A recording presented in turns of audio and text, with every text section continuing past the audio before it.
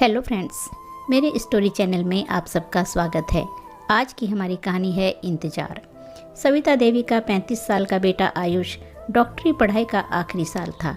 वह मां के साथ रहते हुए उनका बहुत ख्याल रखता था।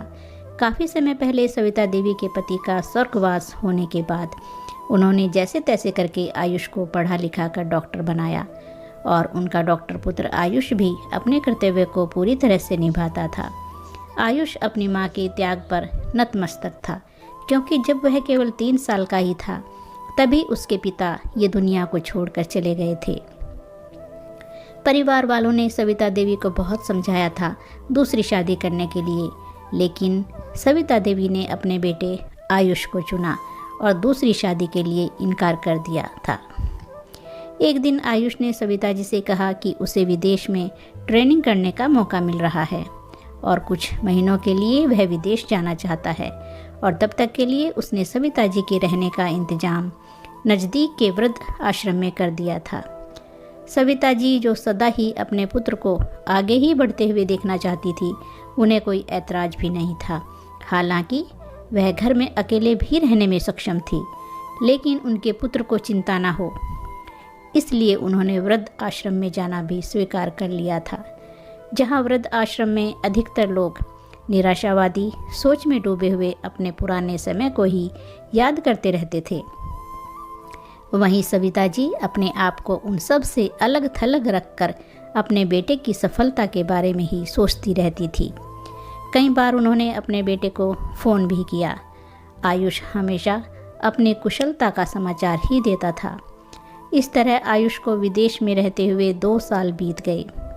बस कुछ महीने और ऐसा वह हर साल बोलता था और अब 4 साल बीतने के बाद सविता जी के मन में भी कुछ संशय का बीज उत्पन्न होने लगा था। जैसे कि वृद्ध आश्रम के लोग बोलते थे कि बच्चे ऐसे ही करते हैं, कुछ दिनों के लिए बोलते हैं और फिर दिन महीने साल यूं ही बीतते रहते हैं, लेकिन बच्चे उन्हें वापस लेने को नहीं आते। कोई इस वृद्ध आश्रम में 6 साल से रह रहा था और कोई उससे भी ज़्यादा सालों से। अब धीरे धीरे सविता जी के मन में भी निराशा का वास होता जा रहा था। कोई कहता था कि ज़रूर तुम्हारे बेटे का भी कोई लड़की से चक्कर रहा होगा, जिसने इसी शर्त पर शादी की होगी कि माँ तुम्हारे साथ नहीं रहेगी। ऐसा ही कुछ ख्याल अब हर किसी के मन में भी आने लगा था और यह सब सुनकर सविता जी को बेहद दुख हो रहा था कि उनके बेटे ने उन्हें बताया क्यों नहीं। और शायद यही कारण होगा, वह तो कभी फ़ोन भी करता ही नहीं, बस रंजना जी के फ़ोन का ही जवाब देता है। दुखी और निराश मन से उम्र बढ़ने के साथ उनको भी बहुत से रोगों ने आ घेरा। बेटा भी बस यही जवाब देता था कि बस कुछ महीने और इंतज़ार करो। मन के अंदर बैठे हुए इसी दुख ने एक दिन उनके प्राण भी ले लिए। उनकी मृत्यु के उपरांत जब वृद्ध आश्रम के और लोगों ने संचालक को उनके बेटे को सूचित करने के लिए कहा, तो वृद्ध आश्रम के संचालक ने कहा कि यह सब काम अब हमको खुद ही करना होगा, क्योंकि उनके बेटे की मृत्यु तो 3 साल पहले ही हो चुकी थी।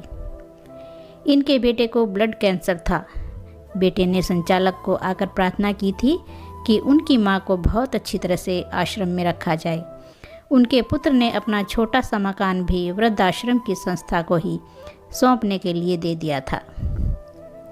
क्योंकि वह डॉक्टर था, इसलिए वह जानता था कि उसे अब कितने दर्दों से गुजरना होगा और उसकी मां अपने बेटे का एक भी दर्द सहन नहीं कर पाएगी और समय से पहले ही मर जाएगी।